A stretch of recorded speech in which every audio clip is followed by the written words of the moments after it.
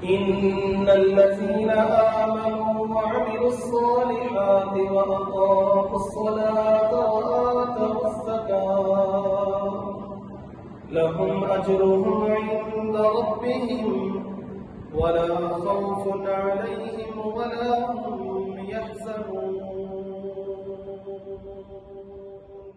ہر قسم کی حمد و ثنا، کبریائی، بڑائی، تسبیحات، تمجیدات، تکبیرات اللہ سبحانہ و تعالی کے لیے ہے۔ درود و سلام میرے اور آپ کے محبوب پیغمبر امام الانبیاء، امام الرسل، امامنا فی الدنیا والآخرہ، خاتم النبیین جناب محمد رسول اللہ صلی اللہ علیہ وآلہ وسلم کی ذات کے لیے خاص ہے۔ برادران اسلام، ارکان اسلام میں نماز کے بعد دوسرا اہم ترین رکن زکوٰۃ کا ہے۔ قرآن مجید میں اللہ رب العزت نے 82 مقامات کے اوپر نماز کے بعد زکوٰۃ کے حکم کو نازل فرمایا ہے۔ 82 مقامات ایسے ہیں قرآن مجید کے اندر جہاں پر اللہ رب العزت نے نماز کے ساتھ زکوٰۃ کا بھی تذکرہ کیا۔ شریعت مطہرہ میں زکوٰۃ کی اہمیت کا اندازہ تنہا اس عمل سے لگایا جا سکتا ہے کہ جب جناب محمد رسول اللہ صلی اللہ علیہ وسلم اس دنیا سے رخصت ہوئے تو ایک طبقہ، ایک گروہ ایسا نکلا جو یہ کہتا تھا کہ اب ہم زکوٰۃ ادا نہیں کریں گے، نمازیں پڑھیں گے، رمضان کے روزے رکھیں گے، بیت اللہ کا حج بھی کریں گے، لیکن زکوٰۃ ہم ادا نہیں کریں گے۔ کس وجہ سے زکوٰۃ ادا نہیں کریں گے؟ قرآن مجید کے اندر سورہ توبہ کی آیت نمبر 103 کے اندر اللہ رب العزت نے ارشاد فرمایا، خذ من اموالہم صدقۃ۔ نبی اکرم صلی اللہ علیہ وسلم کو حکم ہو رہا ہے، خذ من اموالہم، اے پیغمبر صلی اللہ علیہ وسلم ان لوگوں سے ان کے مال لو، ان لوگوں سے ان کے مال وصول کرو، اور یہ مال جو آپ نے وصول کرنا ہے انہی لوگوں کے فقراء اور مساکین کے اندر تقسیم۔ وہ طبقہ جو یہ کہتا تھا کہ اب رسول اللہ صلی اللہ علیہ وسلم اس دنیا میں نہیں رہے تو ہم زکوٰۃ نہیں دیں گے، زکوٰۃ لینا، وصول کرنا، اس کو جمع کرنا صرف رسول اللہ کا حق تھا۔ اب رسول اللہ اس دنیا سے چلے گئے، اب ہم زکوٰۃ نہیں دیں گے، خلیفہ وقت زکوٰۃ وصول نہیں کر سکتا، وہ طبقہ کہتا تھا۔ اور آج بھی وہ طبقہ موجود ہے، وہ گروہ موجود ہے جو یہ کہتا ہے کہ زکوٰۃ حکمران جمع نہیں کر سکتے، زکوٰۃ ادا نہیں ہم کریں گے، زکوٰۃ وصول کرنا صرف رسول اللہ کا حق ہے۔ اس وقت بھی وہ گروہ موجود تھا نبی اکرم صلی اللہ علیہ وسلم کی وفات کے بعد، اور آج بھی وہ گروہ موجود ہے۔ تو حضرت ابوبکر صدیق رضی اللہ تعالی عنہ خلیفہ وقت تھے، نبی اکرم صلی اللہ علیہ وسلم کے جانشین تھے۔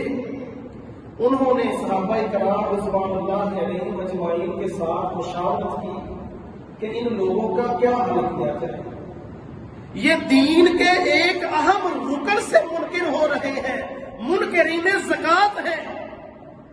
حضرت ابوبکر صدیق رضی اللہ تعالی عنہ نے اس وقت یہ اعلان کیا تھا، کہا تھا وہ لوگ، وہ بندہ جو نبی اکرم صلی اللہ علیہ وسلم کے زمانے میں نقدی زکوٰۃ دیا کرتا تھا، وہ بندہ جو اونٹوں کی زکوٰۃ دیا کرتا تھا، جو گائیوں کی زکوٰۃ دیا کرتا تھا، جو بکریوں کی زکوٰۃ دیا کرتا تھا، یہ زکوٰۃ تو بہت دور کی بات ہے، نقدی صورت میں ادا کرنا، اونٹ زکوٰۃ کے طور پر پیش کرنا، بکری کو زکوٰۃ کے طور پر پیش کرنا، گائے کو زکوٰۃ کے طور پر پیش کرنا۔ اگر اس وقت جو بندہ رسول اللہ کے زمانے میں ایک رسی کی زکوٰۃ کے طور پر پیش کیا کرتا تھا، آج اگر وہ اس رسی کو بھی روک لے گا جناب ابو بکر صدیق رضی اللہ تعالی عنہ نے کہا تھا اس کا فیصلہ میری تلوار کرے۔ ایک رسی کو کیا اہمیت ہے، کیا وقت ہے ایک رسی کی؟ کہا رسول اللہ کے زمانے میں جو بندہ رسی بھی زکات دیا کرتا تھا، آج اس رسی کو جو روک لے گا اس کا فیصلہ ابو بکر صدیق کی تلوار کرے۔ اور عزیز بھائیوں، جناب ابو بکر صدیق رضی اللہ تعالی عنہ نے منکرین زکات کے خلاف اپنی تلوار کو ننگا کیا تھا۔ منکرین زکات کے خلاف ابو بکر صدیق نے جہاد کیا تھا، ان کو قتل کیا تھا منکرین زکات کو ابو بکر صدیق رضی اللہ تعالی عنہ۔ لیکن عزیز بھائیوں، ہمارے معاشرے کے اندر بہت سے ایسے افراد موجود ہیں جو صاحب نصاب ہیں، جن کو اللہ رب العزت نے مال و دولت دیا ہوا ہے، کاروبار کرتے ہیں، فیکٹریوں کے مالک ہیں، لیکن جب زکات دینے کی باری آتی ہے تو اپنے آپ کو کنٹرول میں رکھتے ہیں، زکات صحیح طریقے کے مطابق ادا نہیں کرتے۔ سمجھتے یہ ہے رمضان المبارک کا مہینہ آتا ہے، تھوڑا بہت راشن تقسیم کیا، کسی غریب کو، کسی مسکین، کسی فقیر کو 1000، 10,000، 2000، 50,000 دے کر سمجھتے ہیں کہ ہم نے زکات ادا کر دی ہے، ہم نے بہت بڑا مال کا مار لیا ہے، ہم نے بڑا اللہ کے راستے کے اندر خرچ کر لیا ہے۔ اگر وہ حساب کریں تو ان کی زکات لاکھوں کے اندر بنتی ہے، وہ 1000 روپیہ دے کر، 10,000، 50,000 دے کر، یا بڑی بات ہوگی رمضان المبارک میں 150 آدمی کے روزے کھلوا دیں گے اور یہی سمجھیں گے کہ ہم نے پورے سال کا جو ہمارے اوپر زکات کا حق تھا وہ ہم نے ادا کر دیا۔ نہیں عزیز بھائیوں، فَإِن تَابُوا وَأَقَامُوا الصَّلَاةَ وَآتَوُا الزَّكَاةَ فَإِخْوَانُكُمْ فِي الدِّينِ۔ بندے کا ایمان اس وقت تک مکمل نہیں ہوتا جب تک بندہ زکات ادا نہیں کرے گا۔ جس طرح شہادتین کا اقرار کرنے کے بغیر انسان مومن نہیں بنتا، اس طرح زکات کو ادا کرنے کے بغیر بھی انسان مومن نہیں بن سکتا۔ اور پھر رسول اللہ صلی اللہ علیہ وسلم نے یہ بھی ارشاد فرمایا ہے، مَا نَقَصَتْ صَدَقَةٌ مِّن مَّالٍ، صدقہ کرنے سے مال میں کمی نہیں آتی۔ میں اور آپ اللہ کے راستے میں چند روپے پیسے خرچ کر کے یہ سمجھتے ہیں میرے پاس تو 50,000 روپیہ تھا، اس میں سے میں نے 1,000 اللہ کے راستے میں خرچ کر دیا، میرے مال میں تو کمی آ گئی۔ جبکہ رسول اللہ صلی اللہ علیہ وسلم اپنی نبوت والی زبان سے یہ اعلان کر رہے ہیں، مَا نَقَصَتْ صَدَقَةٌ مِّن مَّالٍ، صدقہ کرنے سے مال میں کمی نہیں آتی۔ تو پھر ہمیں اس بات کے اوپر یقین کرنا چاہیے کہ رسول اللہ نے فرما دیا ہے ہمارے مال میں کمی نہیں آ سکتی۔ اور پھر عزیز بھائیوں، یوں سمجھیے زکات کے جو پیسے ہیں وہ ہمارے نہیں ہیں۔ 40 روپے میں سے اللہ رب العزت نے 40واں روپیہ ہم سے مانگا ہے۔ 39 روپے تو ہمارے ہیں، لیکن وہ 1 روپیہ ہمارا نہیں ہے، وہ اللہ رب العزت کا حق۔ کیا اللہ کا حق کھا کر ہم اس دنیا کے اندر امن اور سکون کے ساتھ رہ سکتے ہیں؟ اللہ کے بندوں، لوگوں کا حق کھا کر تو رات کو نیند نہیں ہمیں آتی، اللہ کا حق کھا کر ہم کیسے رات کی نیندوں کو آرام اور سکون کے ساتھ بسر کرتے ہیں؟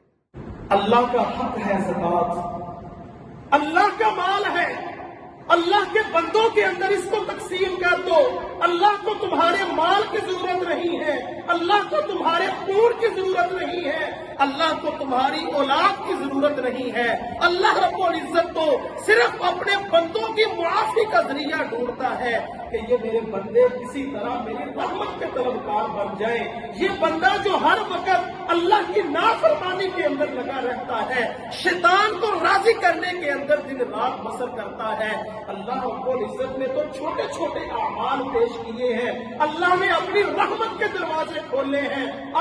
حضرت انسان اللہ کی رحمت کا طرفدار بن جا، اللہ نے تیرے لیے بہت سی آزمائشیں، اللہ رب العزت تیری آزمائشوں کو ان اعمال کی وجہ سے، جب تو زکوٰۃ ادا کرے گا، جب تو اپنے مال کو اللہ کے راستے میں خرچ کرے گا، اللہ رب العزت بہت سی آزمائشوں کو، مصیبتوں کو، پریشانیوں کو، بیماریوں کو اللہ رب العزت آپ سے دور کر دے گا۔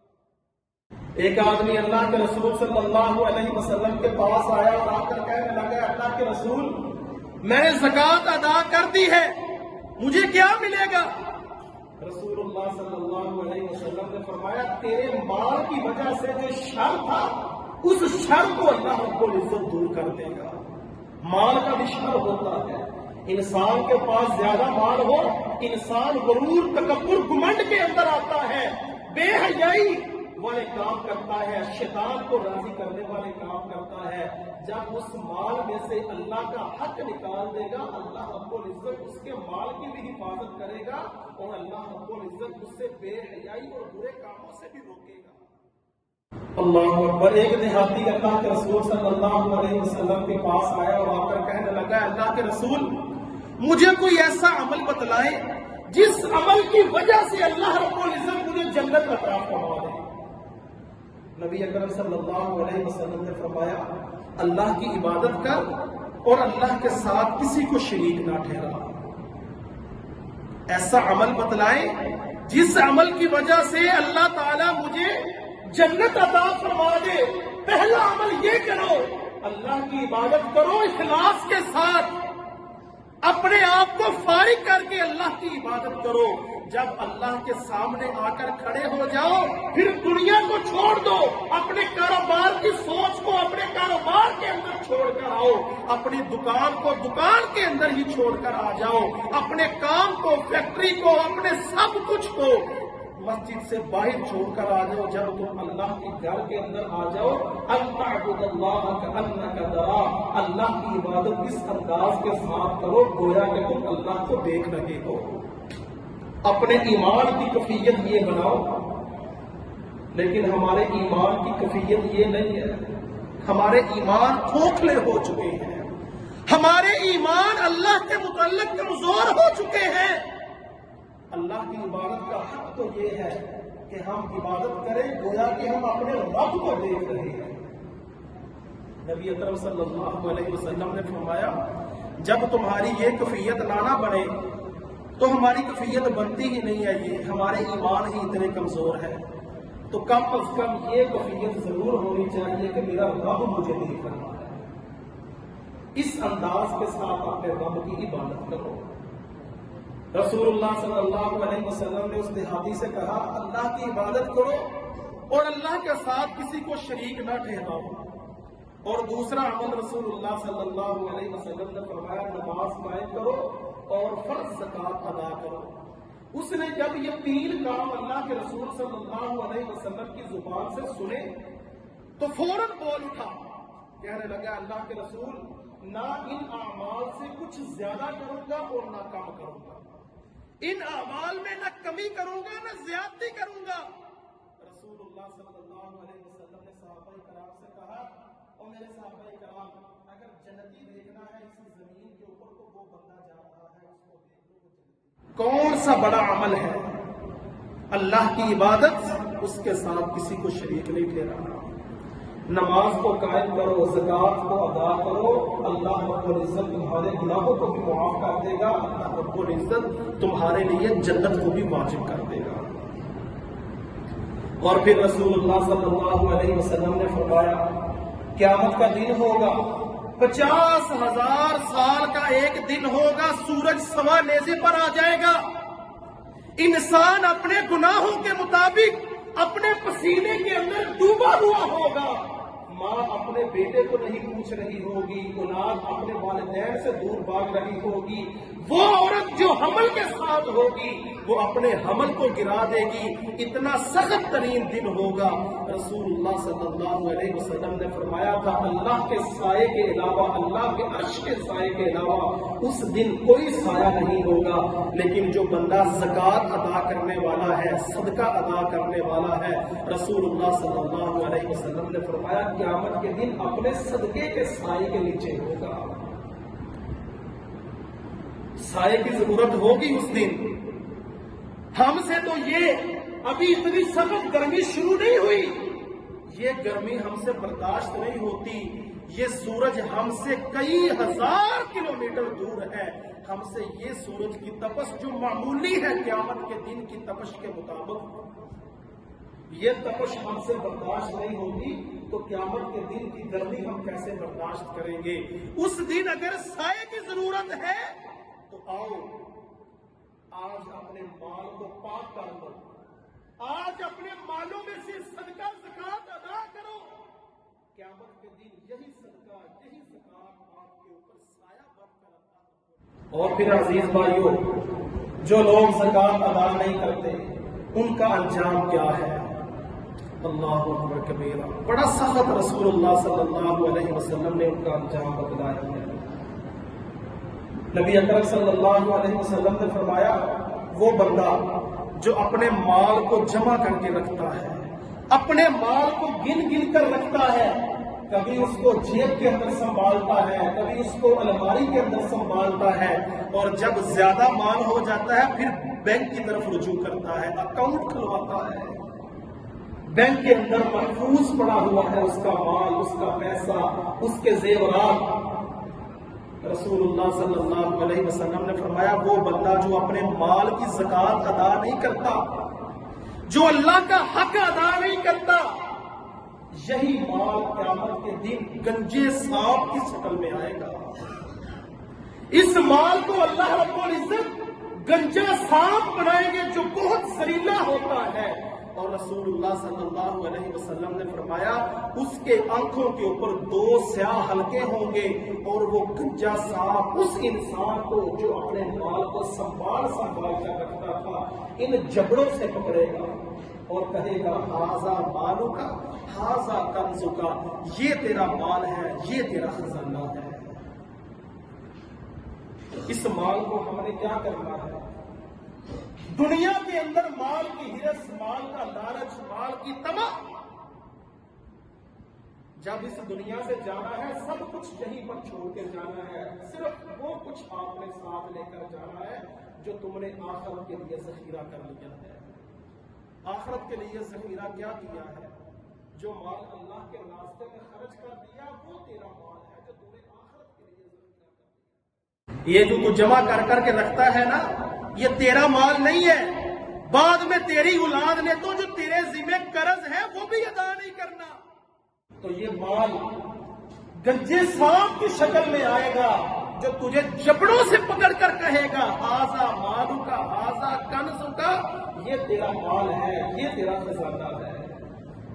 اور پھر رسول اللہ صلی اللہ علیہ وسلم نے فرمایا وہ لوگ جن کے پاس زیورات ہے، سونے اور چاندی کے زیورات، ان کو وہ اللہ کے راستے میں خرچ نہیں کرتے، فبشرہم بعذاب علیم، اللہ رب العزت فرماتے ہیں ان لوگوں کو دردناک عذاب کی خوشخبری دے دو۔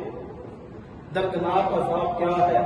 یوم یحمى علیہا فی نار جہنم، جس دن اس سونے اور چاندی کو جہنم کی آگ کے اندر تپایا جائے گا، اس کو گرم کیا جائے گا، فَتُقْوَى بِهَا جِبَاهُهُمْ وَجُنُوبُهُمْ وَظُهُورُهُمْ، اور اس گرم کیے ہوئے سونے اور چاندی سے تیری پیشانی کے اوپر دسا جائے گا،